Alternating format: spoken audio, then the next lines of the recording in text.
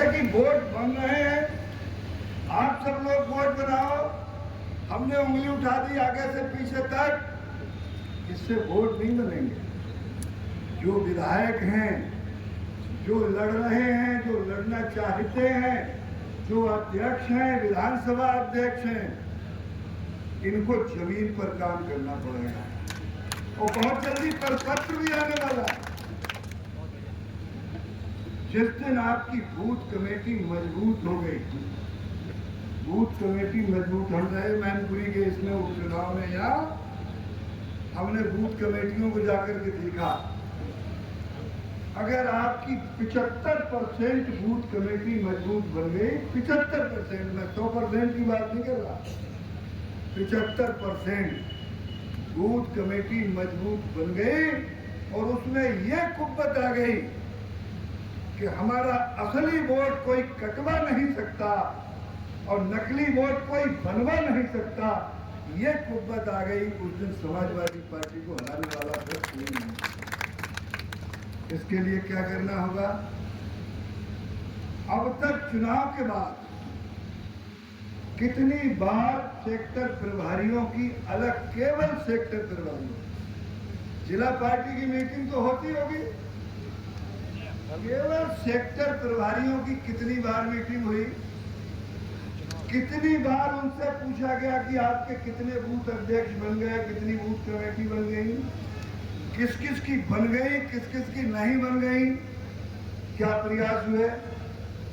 जब तक ये प्रयास नहीं करेंगे, आज से लगभग 123 साल पहले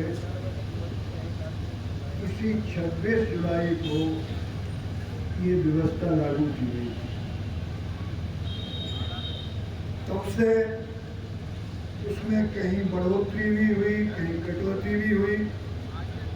हमारी जो पहले वाली पीढ़ी थी वो संघर्ष करके इस आरक्षण को बचाती रही। अब ये जो पीढ़ी है, हम लोग बैठे हैं, इसको रक्षा करनी है इसकी, और इसलिए भी रक्षा करनी है कि अब जो सत्ता में बैठे लोग हैं वो दो मुही लोग हैं, वो मंच पर कुछ कहते हैं, उनके मन में कुछ होता है, और ये पूर्णतया आरक्षण को खत्म करने की फिराक में है। सरकारी नौकरी तो लगभग समाप्त कर दी, सारी की सारी नौकरियां, चाहे वो रेल विभाग हो, चाहे हवाई जहाज हो, सारे के सारे प्राइवेट सेक्टर में दे दिए। वहां से आरक्षण खत्म, और जो गांव का किसान, मजदूर, दलित, पिछड़ा, कमजोर अपने बच्चों की पढ़ाई लिखाई कराकर सिपाही, मास्टर, चपरासी, क्लर्क ये बनवा देता था, पिछली सरकार में नौकरियां निकली, फॉर्म भरवाए, परीक्षा हुई और परीक्षा चीफ जस्टिस को 10 क्वेश्चन उन्होंने भेजे थे, 10 सवाल किए थे और 10 सवाल के जवाब उन्होंने मांगे थे उनसे। चीफ जस्टिस ने अभी कहा है कि आप, ये सारी व्यवस्था है संविधान के तहत, हम आप पार्लियामेंट मेंबर, कानून के जुडिशरी, कार्यपालिका, व्यवस्थापिका, ये सारी की सारी एक दूसरे से बंधी हुई है, तब व्यवस्थित होता है संविधान। और ये संविधान जब व्यवस्थित होता है तो आपको न्याय मिलता है, संविधान जब व्यवस्थित होता है तो आपको रिजर्वेशन मिलता है। मैं महासचिव जी से 1 मिनट का और समय लेते हुए मैं कहना चाहता हूं, आपको एक एग्जाम्पल देना, मैं आपसे पूछना चाहता हूं, एक उदाहरण के तौर पर। दोस्तों, जो जिस कैटेगरी का काम करता है, संविधान ने रिजर्वेशन के तहत ये व्यवस्था की है कि जो जिस कैटेगरी का काम करता है उस कैटेगरी में उसको रखा गया है। प्रबंधक का लड़का सामान्य वर्ग का अगर ई-डब्ल्यूएस में आएगा तो आप बताओ फिर ई-डब्ल्यूएस में आएगा कौन नहीं? आप मेरी बात समझ रहे हैं ना?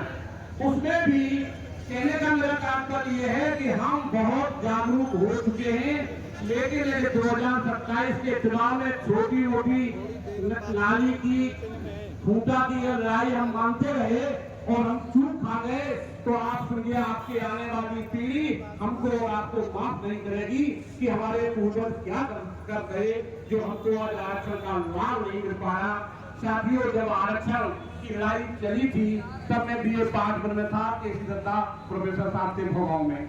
कितने बेगुनाहों विधानसभा है, मैंने विधानसभा में भी इस विषय को उठाए और मैं विधानसभा में बोला कि जिस संविधान से पूरे देश चलता है, जिस संविधान से लोकसभा और विधानसभा चलती है, आज उस संविधान को चौराहे पर जलाया जा रहा है और उसकी आवाज मैं विधानसभा में रख रहा हूँ। इसके बाद भी बात नहीं सुनी जा रही है। इससे ज्यादा बुरे दिन और क्या है? यही नहीं, आज हमारे पास जो है तो माननीय नेताजी का दिया हुआ है।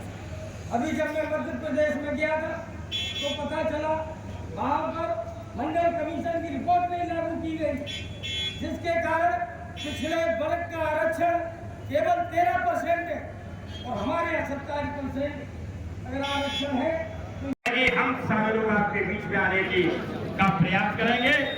आज इस कार्यक्रम में आए हमारे नौजवान साथी, बुजुर्ग साथी, माताएं, बहनें और चारों विधानसभा के सम्मानित कार्यकर्ताओं को बहुत बहुत धन्यवाद। जय हिंद, जय समाजवाद। भोगांव हो, किसनी हो, मैनपुरी हो, करेल हो, जसवंत